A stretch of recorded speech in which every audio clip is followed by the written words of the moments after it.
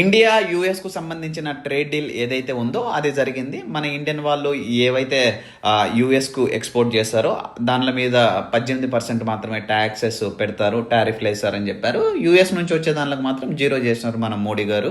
చాలా సంతోషము, సంబంధాలు మంచిగానే పెరుగుతాయి. దీనివల్ల లాభమా నష్టమా అంటే చిలాకి చంటి బిగ్ బాస్ వచ్చిన తర్వాత ఒక మాట అంటాడు, రూపాయి లాభం లేదు, రూపాయి లాభం లేదు అనే మాట ఏదైతే ఉందో సేమ్ టు సేమ్ ఇదే. ఒకటే రోజు మొన్న ఫిబ్రవరి 1 రోజు షేర్ మార్కెట్ క్రాష్ అయింది, మామూలుగా కాదు. బడ్జెట్ సీతారామన్ గారు ప్రవేశపెట్టిన ఏదైతే బడ్జెట్ ఉందో ఇంతవరకు కొంచెం ఆ బడ్జెట్ అంత వర్కౌట్ కాలేదు.